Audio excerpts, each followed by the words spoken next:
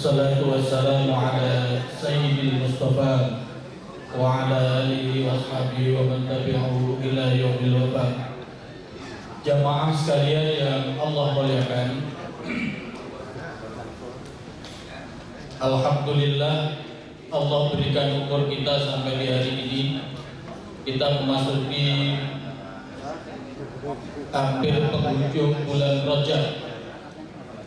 Semoga kita tidak lupa senantiasa berdoa, Allahumma barik lana fi Rajab wa Sya'bana wa balighna Ramadan.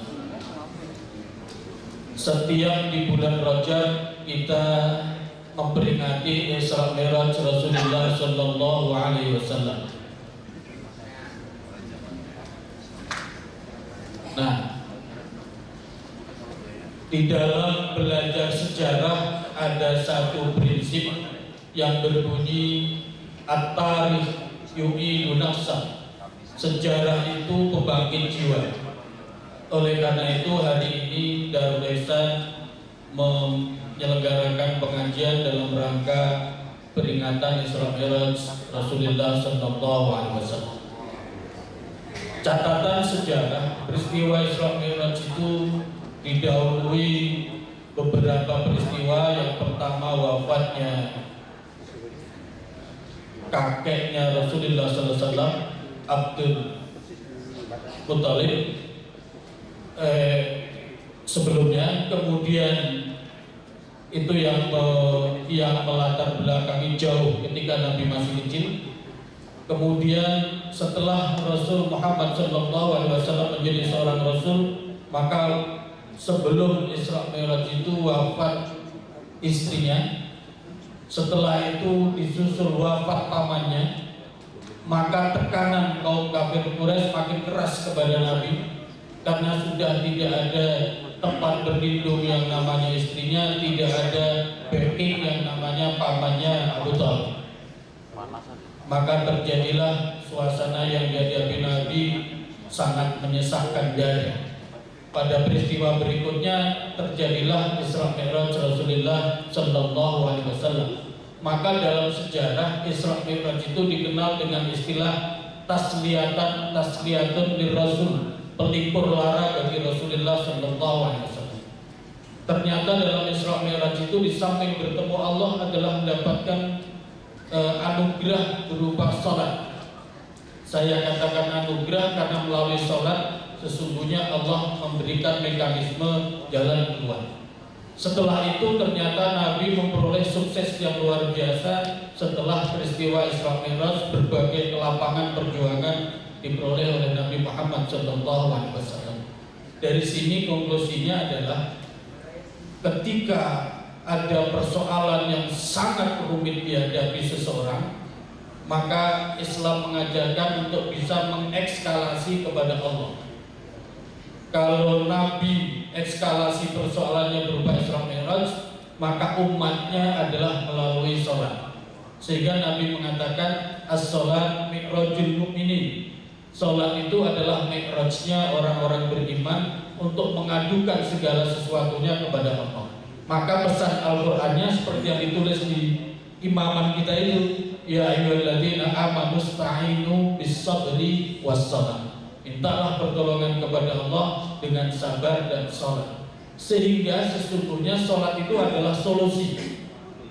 Nah, hari ini kita sengaja menghadirkan Bapak Gunadi dengan segala pengalaman profesional dan kemasyarakatannya. Kita ingin dengar ceramah dan sharing beliau. Bagaimana melalui sholat beliau menjadikan sholat itu betul-betul jalan keluar dari kerumitan seorang profesional. Nah, supaya nanti kawan-kawan kita semua, saya juga bisa meniru bagaimana punya pengalaman yang sholat yang bisa menjadi solusi. Jangan-jangan sebagian besar kita menjadikan sholat sebagai beban kewajiban. Nah, ini satu PR bagi kita. Mudah-mudahan melalui Bapak kita mendapatkan pencerahan, menjadikan sholat sebagai solusi, dan dengan begitu sholat sesuai dengan tujuannya adalah bagian dari kekuatan utama spiritualitas. Kami persilahkan Bapak. Saya akan duduk di bawah sehingga supaya nanti pertanyaannya bebas. Sebagai Alhamdulillah. Bismillahirrahmanirrahim. Assalamualaikum warahmatullahi wabarakatuh. Saya akan pada kesempatan ini mungkin nyebut 3 orang, 3 nama. Satu, Abdurrahman Wahid, Gus Dur. Walaupun dia adik kelas saya, tapi saya anggap beliau guru saya. Gus Dur almarhum. Yang kedua, Rasul kita Muhammad SAW. Dan yang ketiga, bapak saya, komandan saya, ya, yang insya Allah saya suka bilang, Papa sini masuk partai. Oh enggak, aku udah punya partai kok. Apa partai Papa? TNI, Tentara Nasional Indonesia. Sudirman jadi komandan partai. Jadi saya nanti akan nyebut Pak Dirman, ya. Gus Dur selalu bilang begini, kalau kamu menghadapi masalah apa saja, itu ingat dalilnya 5, rumusnya 5. 1, supremasi hukum. Aturan hukum itu yang harus menjadi pedoman. Jadi kamu bertindak berdasarkan hukum. Nah, hukum ini jangan cuma hukum UUD 45 dan sebagainya. SOP perusahaan itu hukum. ADART sampai yayasan itu hukum. Jadi kita harus punya itu. Hukum di mana bisa kita supremasikan pada hukum apa kita lakukan. Karena itu waktu kita mau melakukan sesuatu berpedoman pada apa.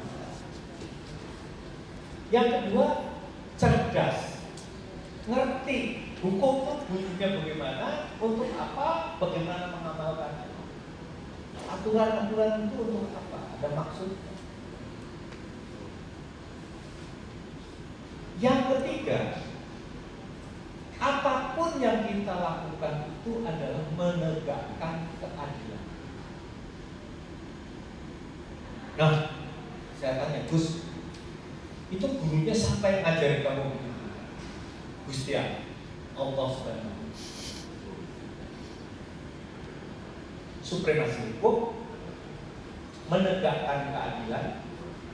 Apapun yang terjadi, dan itu terjadi pasti atas kehendaknya, dan itu adil.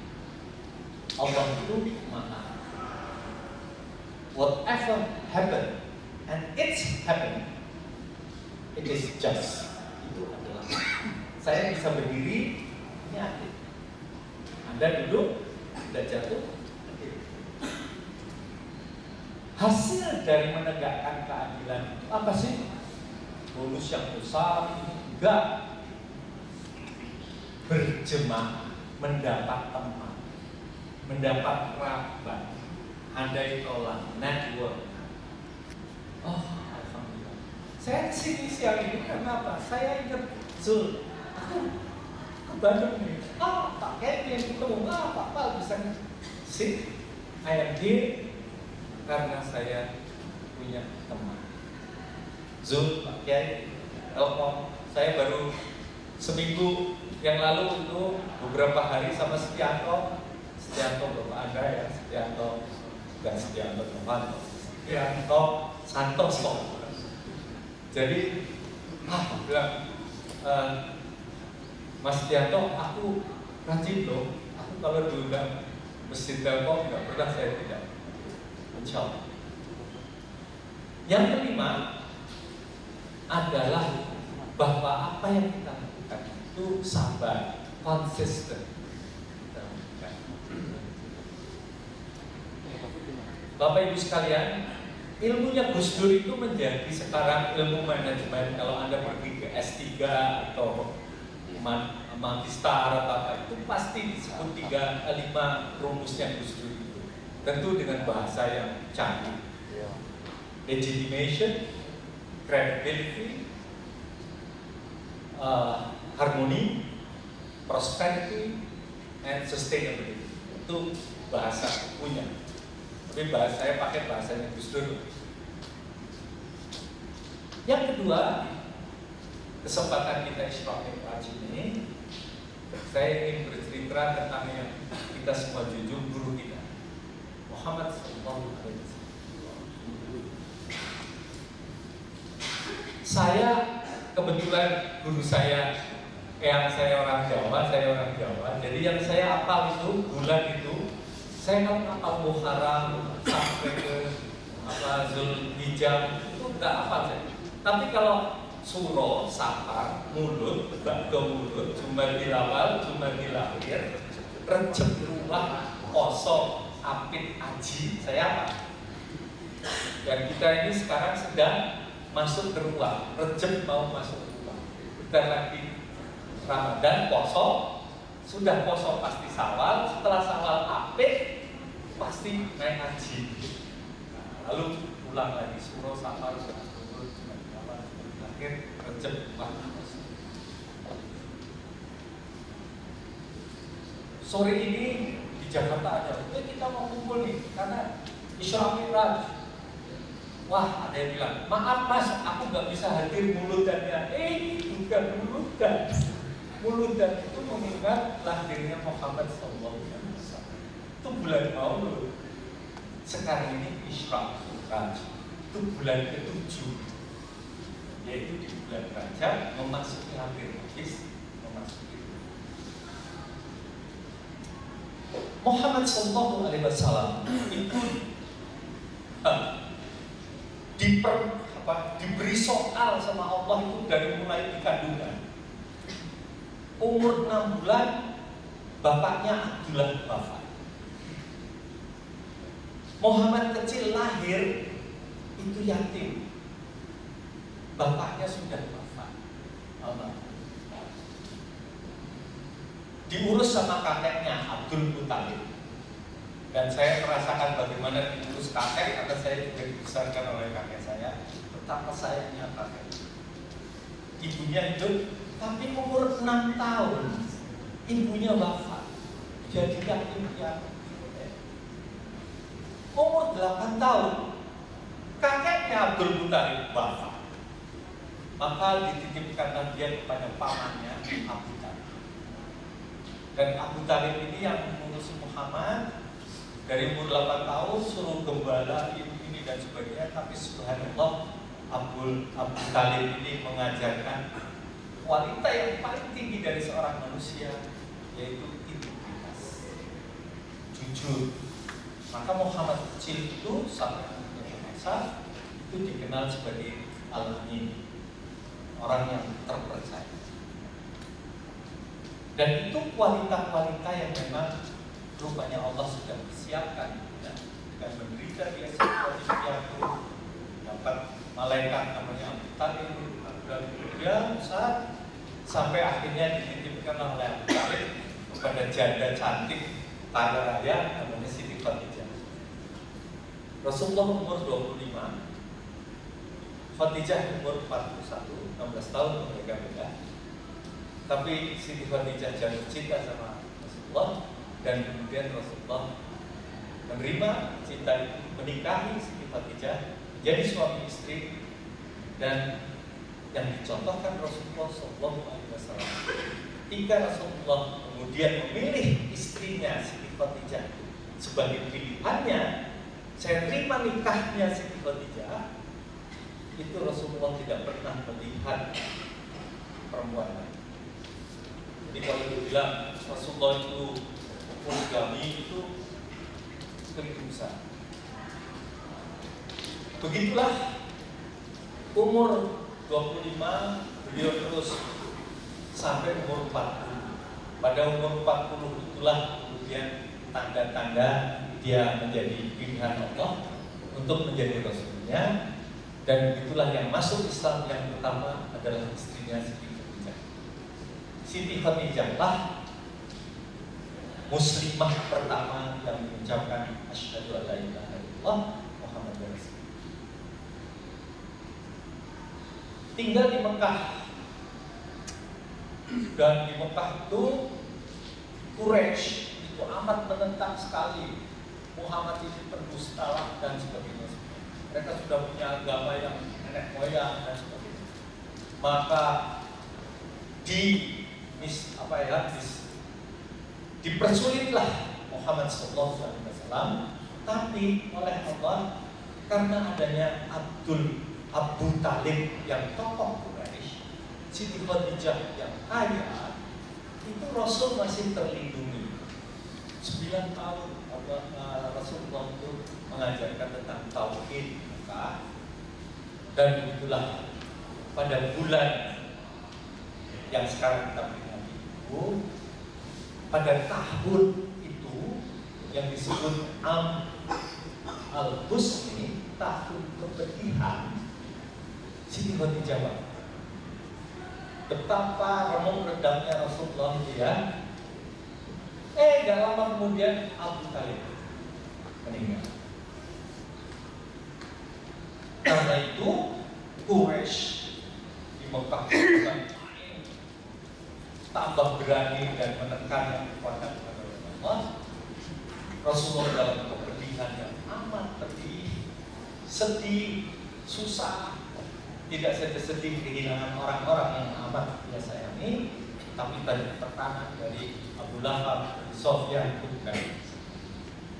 Saking kecapeannya tertidurlah beliau di Masjidil Haram, dan pada saat beliau di Masjidil Haram itulah Allah memperjalankan beliau dari Masjidil Haram ke Masjidil Aqsa. Orang berdebat, bagaimana mungkin dalam satu malam pergi dari Masjidil Haram ke Masjidil Aqsa? Saya sudah lewatin di jalannya. Kalau sekarang ada private jet, it's okay. Zaman itu nggak masuk akal, karena itu dibilang wah pakai buruk. Oke. Perjalanan dari Masjidil Haram ke Masjidil Aqsa, sampai di Masjidil Aqsa dipanggil oleh Allah ke Sidratul Muntaha. Dan perjalanan dari Masjidil Haram ke Masjidil Aqsa itu disebut Isra. Dan perjalanan Rasulullah SAW dari Masjidil Aqsa sampai ke Sidratul Muntaha itu disebut Mi'raj. Waktu mau ke Mi'raj, ke Sidratul Muntaha, Allah bilang, kamu harus lewat 7 langit. Di langit pertama bertemu dengan Adam alaihissalam. Muhammad, kamu silaturahim sama Adam alaihissalam. Di langit kedua ketemu dengan Isa alaihissalam. Di langit ketiga ketemu dengan Yusuf alaihissalam. Langit keempat ketemu dengan Idris alaihissalam. Langit kelima ketemu dengan Harun alaihissalam. Langit keenam ketemu Musa alaihissalam. Dan di langit yang 7 ketemu dengan Ibrahim. Jadi sebelum ke tempat Allah, ketemu Ibrahim, lalu kamu dipanggil Muhammad. Wah, hebat kamu. Satu-satunya dari semua rasul yang dipanggil langsung menghadap itu adalah Muhammad SAW. Turun dari Allah. Gimana? Ibrahim tanya, Muhammad apa tugas? Aduh, aku umatku disuruh sholat 100 kali dalam sehari. Wah, nggak mungkin deh, nggak mungkin. Balik minta diskon, naik lagi, di diskon 50 kali. Berapa? 50 kali? Apa sih? Nggak mungkin deh. Percaya sama aku, kata Ibrahim. Umat kita itu nggak. Balik lagi, dan akhirnya berapa di diskon? 10%. 5. Aku ditugasi Allah, umatku harus sholat 5. Wah, nggak mungkin juga. Ada udahlah, malu aku udah 3 kali kata kamu. Maka itulah cerita dari Mi'raj. Sekarang apa artinya? Ternyata kita ini oleh Allah Subhanahu wa Ta'ala diberi hadiah namanya hidup. Hidup, dia alive. Dan kalau itu surat As-Sajdah surat 32 ayat 9. Kenapa kamu hidup? Wa nafakha fihi min ruh. Kamu hidup karena aku tiupkan ruh. Itu Al-Quran. Nah, kita diberi hadiah namanya hidup. Ini sekarang Anda bisa mendengar, saya bisa bicara karena kita hidup. Maka guru hidup adalah Adam alaihissalam yang diberi pelajaran oleh Allah mengenal alam semesta ini. Itu namanya gunung, yang ini namanya batu, yang ini air. Ada energi di dalam diri kita dalam hidup ini. Kenapa saya bisa bicara? Apa itu energi? Cinta. Lah, saya berdiri di sini sungguh bukan karena saya punya mobil, tidak ada. Ada rasa rindu, ketemu Anda semua, ketemu Pak Kiai, ketemu Zul. Saya bisa assalamualaikum, bertemu, minum es alpukat di situ. That's the feeling of love. Rasa sayang. Dan itu gurunya namanya Isa. Yang ketiga, tapi lapar juga nih. Saya kepingin itu, kepingin ini, kepingin itu. Yang akhirnya kita bilang, no, I don't need it. Saya nggak ingin itu. Kita dibeli oleh nafsu oleh Allah. Sehingga kita itu mau kerja, mau tidak tidur, menyelesaikan tugas. Tanpa nafsu itu nggak akan kita bergerak. Jadi setelah kita sadar hidup, sadar cinta, kita sadar nafsu. Tapi nafsu itu harus dikendalikan. Siapa gurunya? Yusuf alaihissalam. Nah, ketiga unsur ini, hidup, cinta, dan nafsu, kalau digabungkan dalam satu integrasi, itu namanya insan. Maka kalau Allah itu memanggil kita sebagai insan, laqad khalaqnal insana fi ahsani taqwim, insan itu aku ciptakan sempurna. Nah, dalam kesempurnaannya itu apa tugasnya? Belajar sama Idris.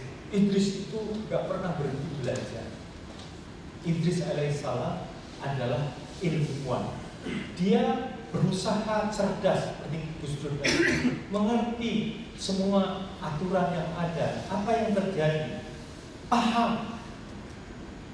Namun kepahaman tadi itu mau dipakai buat apa? Ilmu itu buat apa? Harun mengajarkan setia.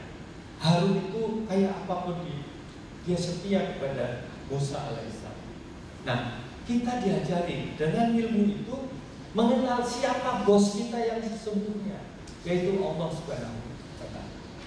Maka keyakinan kita, tauhid kita, iman kita, faith kita itu adalah mengabdi pada Allah Subhanahu wa Ta'ala.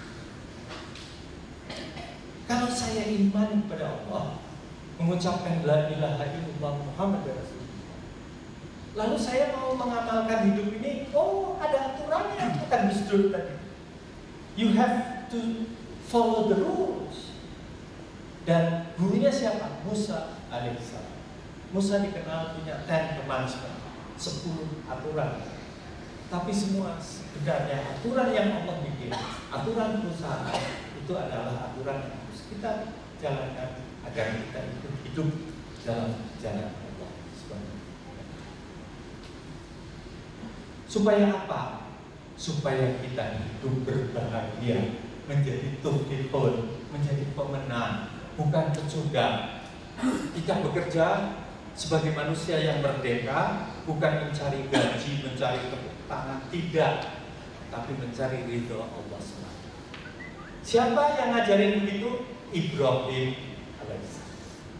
Guru dari hidup secara ihsan itu Ibrahim. Saudaraku sekalian, itulah yang Allah ajarkan kepada Muhammad, supaya diajarkan kepada kita semua. Isra dan Mi'raj. Kenapa kok Isra Mi'raj? Allah bilang, kamu sebagai makhluk hidup, aku ciptakan makhluk hidup macam-macam. ada tumbuhan, ada binatang, tapi cuma kamu manusia yang aku beri dua rumah. Yang satu rumah hukum, rumah haram, Masjidil Haram. Apa itu? Bahwa di rumahmu, bayangkan di dadamu itu ada segitiga, ya, menghadap ke bawah. Apa itu? Di titik yang atas, akulah pembeli rezeki. Wa min dabbatin fil ardh illa Allahi rizquha. Aku yang memberi kamu rezeki. Dan kamu aku beri kecukupan. Siapa yang aku hidupkan, aku ciptakan, sudah aku sediakan. Tapi rezeki itu hanya bisa kamu nikmati ikut aturan. Gak bisa itu air terus kamu telan dalam keadaan keras, kan nggak bisa kita dalam es ya. Harus dalam keadaan cair, temperaturnya sekian dan sebagainya. Ada aturan. Rezeki ngikuti aturan, dan dengan mengikuti aturan itu kamu bisa bikin alat, tools, alat, teknologi. Semua makhluk, singa aku beri rezekinya adalah daging, maka aku beri kekuatan. Giginya bisa mengoyak-ngoyak daging, cakramnya bisa merobek-robek daging, dan kemudian seluruh sistemnya itu bisa mencernakan daging. Aku sudah sediakan alatnya. Tapi kamu tidak. Semua makhluk lain itu sudah sediakan alat, jadi mereka tinggal hidup aja. Tapi kamu manusia, aku beri rumah yang kedua, namanya rumah suci, Baitul Maqdis, Masjidil Aqsa. Karena itu di rumah sucimu itu apa yang aku taruh? Segitiga paling atas itu adalah akulah penguasa segala penguasa. Aku yang menciptakan kamu dan aku yang menguasai segala sesuatu. Segala sesuatu hanya terjadi atas kehendakku. Kaki dari segitiga itu adalah, tapi aku tidak sia-sia menciptakan apapun. Waman mendapatin fil ardh rizquha subhanaka ma khalaqta hadzal batila. Aku tidak menciptakan itu sia-sia. Aku ada tujuannya. Aku ciptakan kamu, ada tujuan. Aku ciptakan pasir, ada tujuan. Aku penguasa, aku punya tujuan, tapi kamu aku beri waktu, jadwal. Ada awal, ada akhir. Maka di rumah suci itu bersemayam aku yang mempunyai tujuan dan memberikan kamu jadwal. Kalau kita lihat segitiga tadi menjadi segitiga segi 6. Segitiga yang ditumpuk jadi 2, yang disebut the Star of David. Itu bintang David. Sebenarnya buat kita seluruh umat manusia, tapi orang Yahudi mengklaim, David kan orang Yahudi, maka itu bendera-benderaku. Maka bendera Israel itu jadi segi 6. Dan supaya kita tidak sama Israel, kita bikin segi 8, gitu kan? Sebenarnya the Star of David adalah untuk kita semua manusia. Nah, dengan 6 sudut itu coba sekarang saya bilang, yang paling atas keyakinan bahwa Allah lah Maha Penguasa, Allah lah yang memberi rezeki, Allah lah yang punya tujuan, Allah lah yang punya aturan, Allah lah yang memberikan jadwal, dan Allah lah yang mengizinkan kita menggunakan akal untuk mendapatkan rezeki. Saudaraku, karena itu Allah berfirman, kamu jangan tinggal di rumah harammu saja, kamu jangan hanya di Masjidil Haram saja. Pergilah kamu bolak-balik ke Masjidil Aqsa. Maka kita sehari disuruh 5 kali Isra dan Mi'raj.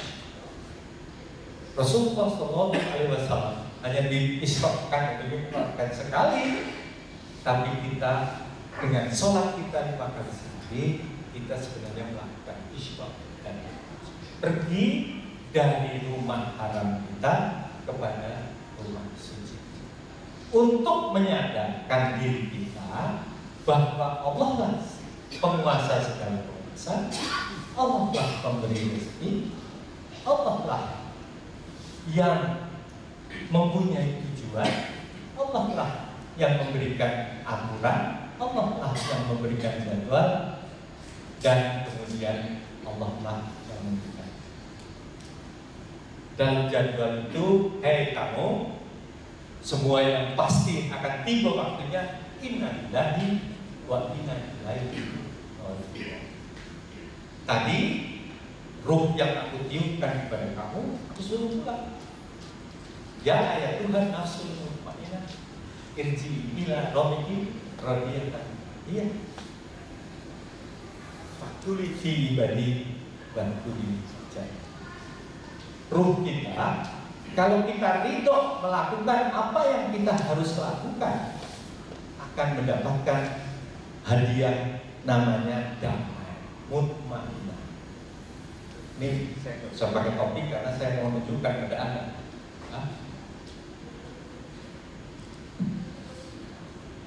Apa itu mutmainnah? Mutmainnah adalah rasa damai, rasa hening, dan rasanya dibunuh-bunuh. Kalau kita selesai sholat, Assalamualaikum warahmatullahi wabarakatuh, Assalamualaikum warahmatullahi wabarakatuh. Terus ingat saya, alhamdulillah kemarin sebelum 30 April aku udah bayar itu kekurangan pajak. Ada yang masih utang pajak? Apapun kewajiban-kewajiban udah kita jalani. Maka apa yang terjadi di ubun-ubun ini ada rasa hening, keheningan, mutmainnah. Karena kita hening, otak kita lalu menjadi cerdas. Apa itu? Sadar siapa aku, sadar aku umur berapa. Saya sadar itu, sadar kewajiban saya apa. Dalam kesadaran itu, maka ini indera saya, mata, kuping itu saya pakai untuk ikrar. Ini kejadian, kita itu dihidupkan dari satu kejadian ke kejadian yang lain. Dan dalam kejadian itu, apa yang kita lakukan? Belajar. Karena kita itu belajar terus, ngerti, paham, kita punya rencana. Saya enak ngomong kayak gini, tapi mata saya nggak lepas ke jam itu. Ya. Karena saya nggak bisa bicara sampai jam 4. Anda harus kerja, ada waktunya berhenti. So, cepatkan itu. Apa yang kamu harus sampaikan? Berencana, melakukan urutan apa yang harus. Dan dalam rencana itu, kemudian saya berniat apapun yang saya lakukan harus bermanfaat. Allah memberi kemampuan saya untuk berimajinasi, menggunakan pikir. Dan dalam imajinasi itu, tapi saya sadar waktu saya pasti akan lebih cepat. Saya berumur 77 lebih sekarang. Saya ingat betul ingin melakukan ini, tapi pasti Tuhan tidak akan kasih 77 tahun lagi kan. Entah setahun, entah 2 tahun, entah sebulan, entah sehari. Maka apapun yang belum saya selesaikan harus saya selesaikan segera. Gak bisa saya tunda. Namanya percepatan, hidup dalam eskalasi, dalam percepatan, dalam mengejar apa yang harus saya selesaikan. Oleh karena itu hiduplah sederhana, jangan persulit. Masalah itu suka oleh orang yang bermasalah, itu dibesarkan masalah itu. tapi sederhanakan segala hal supaya yang masuk ke dalam hati akhlak kita itu adalah siap tempur kapan saja dalam keadaan apa. Lalu kita bisa berteriak kepada Allah, labbaik Allahumma labbaik, labbaik la syarika laka labbaik, innal hamda wa ni'mata laka wal mulk la syarika. Lalu datanglah kepedihan, datanglah kesukaran, datanglah apa? Lalu kita ingat, oh ya Allah, Muhammad itu dikasih kesulitan-kesulitan.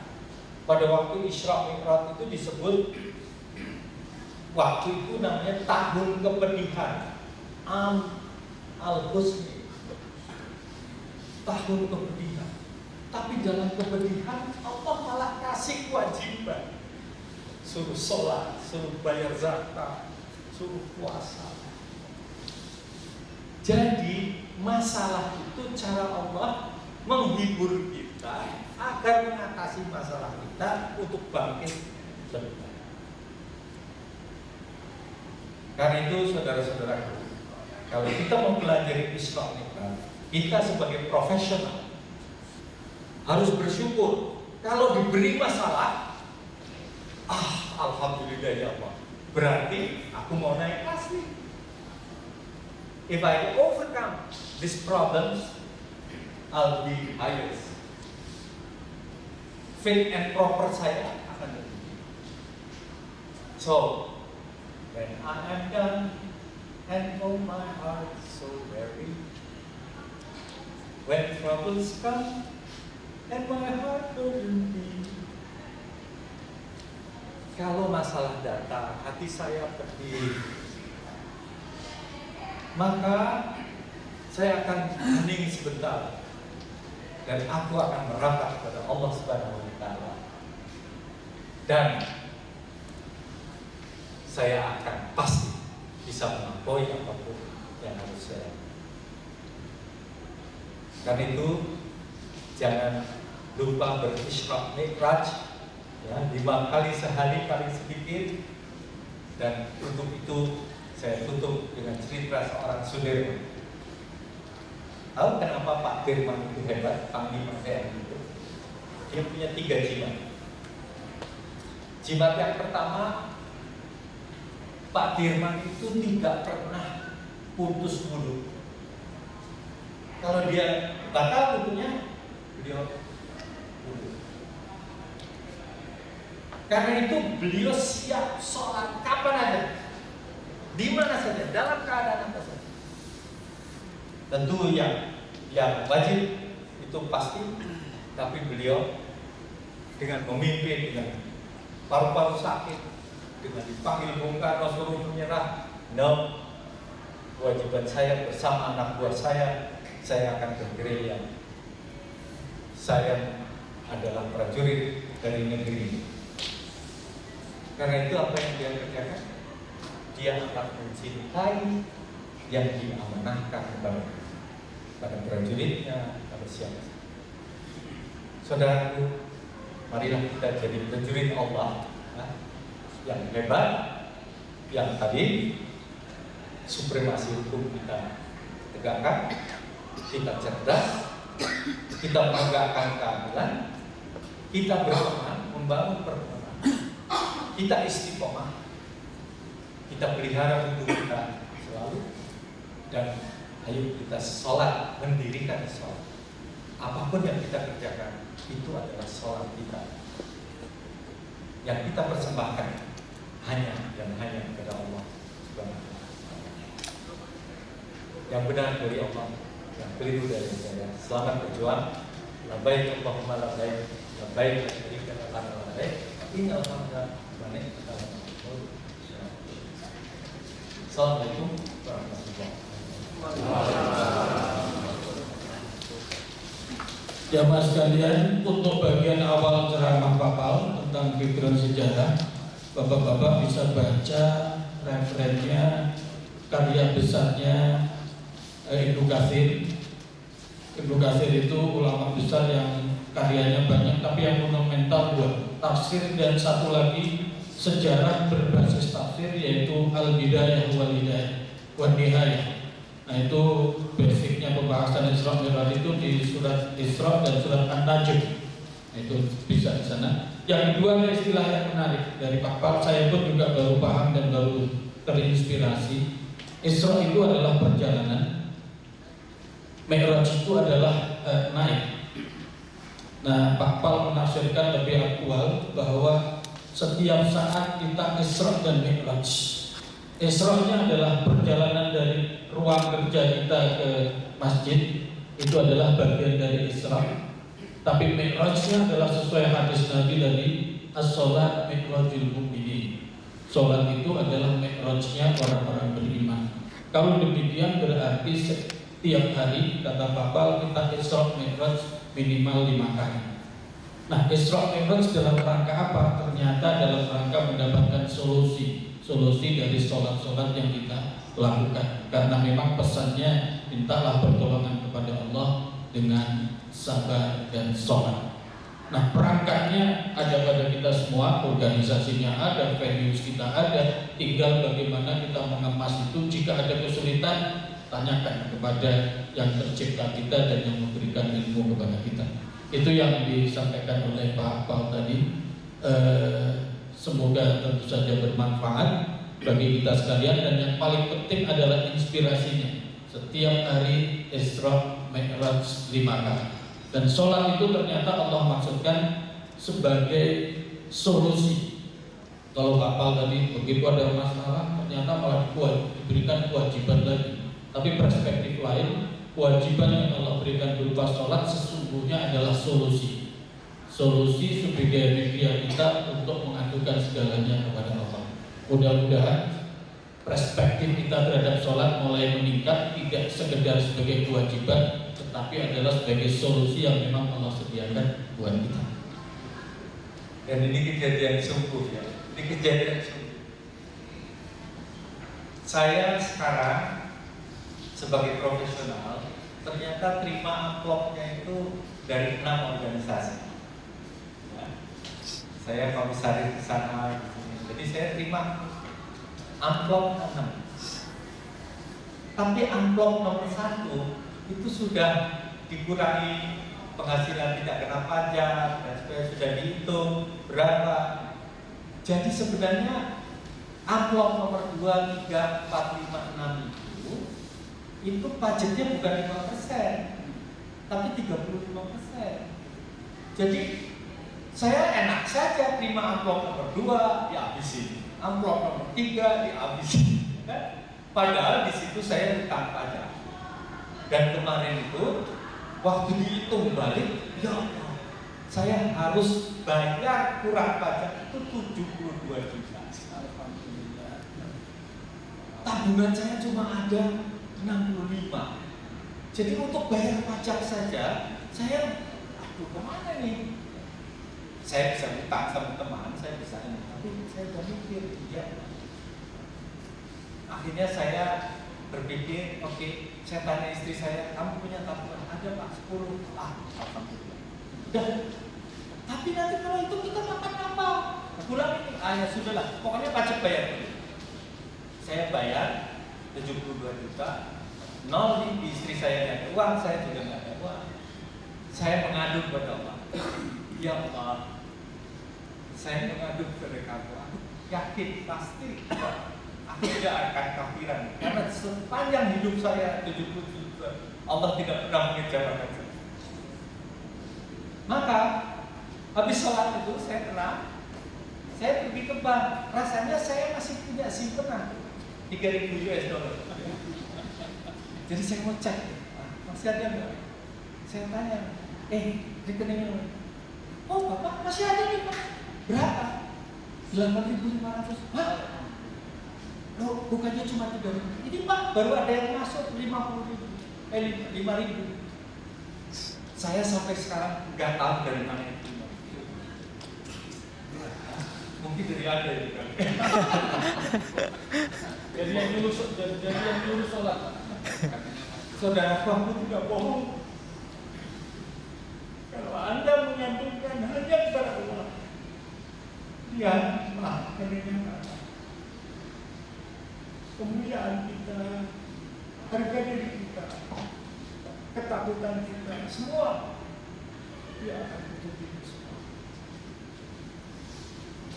Yang terakhir, ya, dan itulah makna dari keyakinan.